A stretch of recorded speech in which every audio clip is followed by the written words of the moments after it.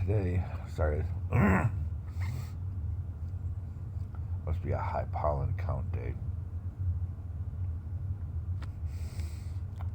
Everything is swollen, but and people have been smoking around our place again too. But I will try to push through this. um, I realize that I say and ah a lot,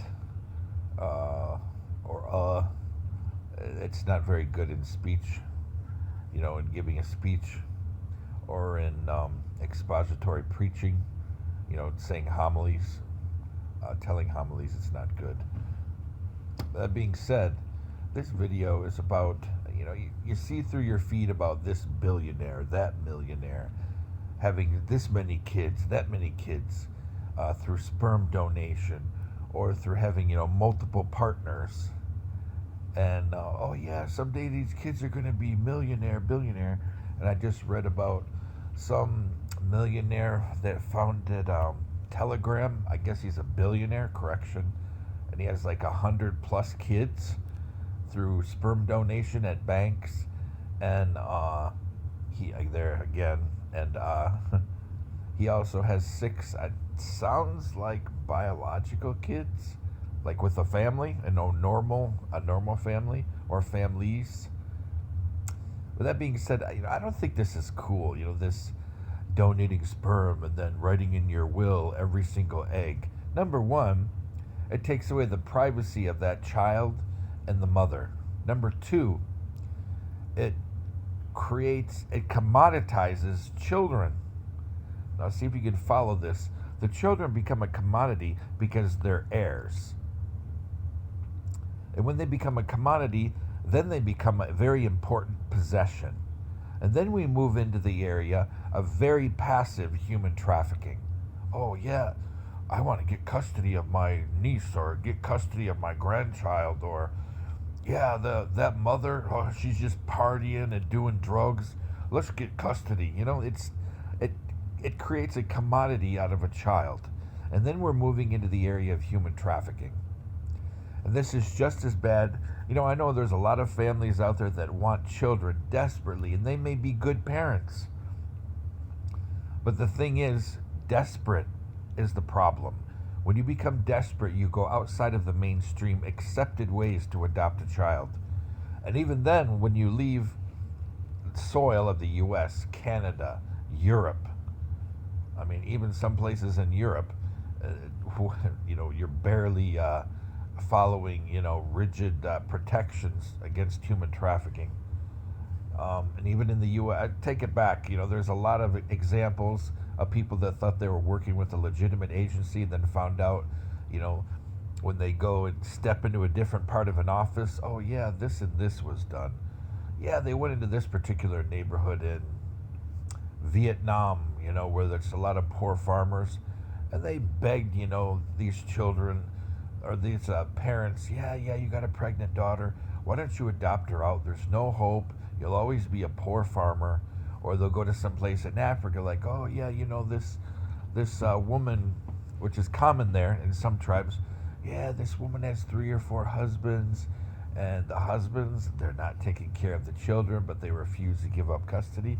Maybe it's better for these, if we just buy some extra cows and extra goats and such, and build a couple of extra houses for them. Maybe it's better overall, if some of these kids are adopted out, or they'll go to some place like the Philippines. Now this is where my life intimately encountered somebody who has this kind of attitude, who is a very wealthy person, who has this exact attitude. And oh yeah, you're poor.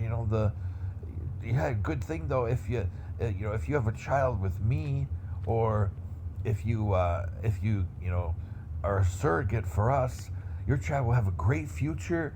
And every now and then you can video chat with them, and they will grow up in such and such country, and they will have a good life. They'll have a very hopeful future that you can't get here. Wrong. They can. The problem is when the patron, steps in and steps on the neck of the poor so they can't rise. And I've seen this intimately. This kind of person wandered into my family and ripped it apart. And so I will say that I think this is very destructive behavior internationally. And, there's a lot of people that hero worship the billionaires, the investors, the sports people, the corporate geniuses, the, creative entrepreneurs, the tech giant, type of people. But in the end, it's these children that suffer. If their mothers remarry, they grow up in an altered family kind of environment where, oh yeah, I got dad here, he works a lawyer, a lineman for energy company, a doctor, a teacher, somebody that works on the roads to maintain roads with the highway administration or county road commission or something. A normal dad. But yeah, we always have this guy looming over us because I have a trust fund of $365 million.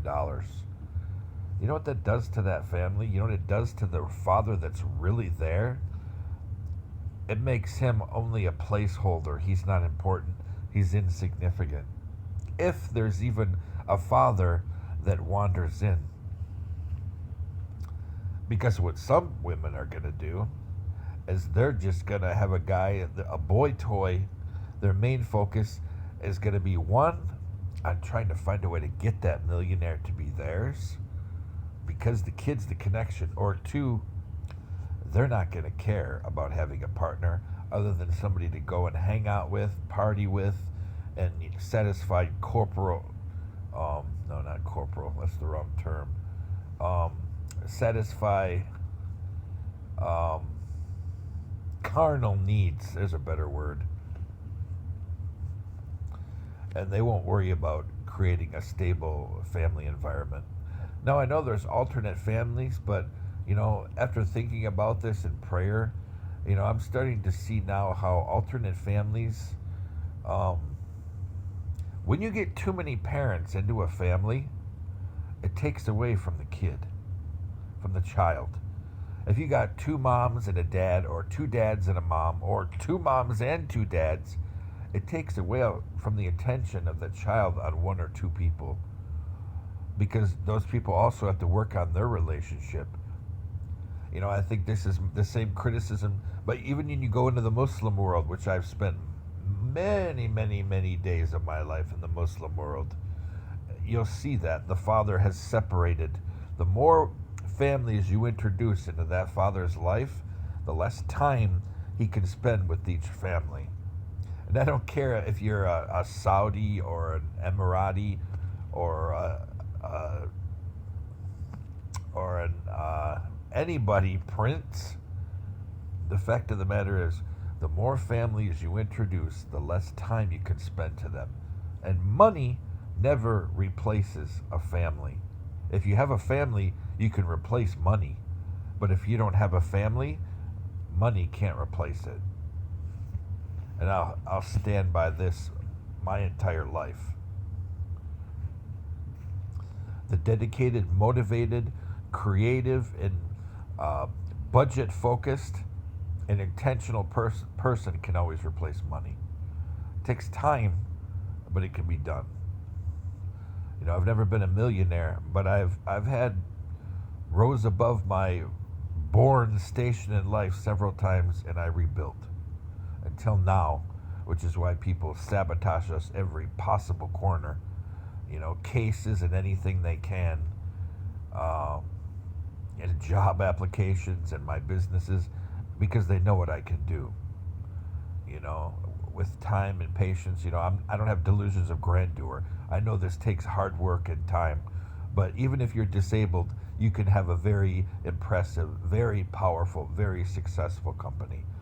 Many people have proven it. Stephen Hawking, do you think he's just a researcher? You think he's just a professor? Look at the amount of assets in his name, and you'll see what people can do. I should say were in his name, now in his wife's name. I believe his wife. But that being said, these millionaires with all these tons and tons of kids, um, many of them, they have absolutely no connection at all other than a trust fund. I don't see it as a redistribution of wealth. The way I see it as is because true redistribution of wealth, giving to people their fair share, and those obscenely rich people who can't possibly spend it and don't have enough descendants and enough children to spend it. Um, that you don't want to limit what people can make in a lifetime, yet when you're so obscenely rich that your descendants, your children, your grandchildren, and your extended relatives can't possibly use the wealth, I think that's the point when you just look at them and, you don't want to force people to give up wealth because that's communism, but yet you want to look at them and say, can't you create a couple of dozen 501c3s to help others and share your wealth and write it off as a charitable contribution? So you still, in theory, you still possess the wealth. It's just in a transitory liquid state. That's what I would say. And yet others, they're gaining from this and they're rising. But you don't want to force people to do this because that's communism, and that's totally against what we are about. But yet, in another aspect, isn't it what's happening now? When you have a few hundred families that seem to possess the massive amounts of wealth in this country, whether liquid or actual assets, isn't it the direction we're going? And these are the people that sit on the boards of the companies where we shop, that a few couple hundred companies own everything. I mean, isn't this the direction we're going? It seems to be that way. But still, this kind of redistribution of wealth and this kind of parenting, it's irresponsible. And just because somebody's a millionaire, how does that make them, just because they're a millionaire, number one, why would a woman desire their sperm more than another person's? So what? You're a millionaire. Everybody knows that part of being a millionaire is not just intellect, it's also opportunity and environment. Do you meet the right people? And do you have the right supportive environment to nurture that, that vacuum to create your giant corporation? It's not always just on the person. People like Ben Carson, that's on him. Somebody like George Washington Carver, the creator of peanut butter, that's on him. Thomas Edison and his friends, that's on them. But creating some giant corporation that essentially is not really based on talent, what equips them to be able to provide, 0.0050 of the DNA for the human race? I don't think it does at all. Not at all, because it's about money. The real people, if we're going to go in this direction, it should be the people that create, the people that discover, the people that cure, the people that lead, the people that save. That's the way I look at it. But now, that being said, and it should also be survivors. People that have a proven, genetic lineage that they can survive absolute hell. Those are the people we want to preserve and, further the human race. Not somebody just because they have 2 dimes compared to my 1 penny, or John Smith's 1 penny, or Evelyn Good's 3 pennies. And again, this is just another way that we can passively human traffic our children and our families. People seem to find more and more creative ways to further human trafficking, so they're not shamed and brought to justice. They just rethink things and reframe it, but it's the same stuff.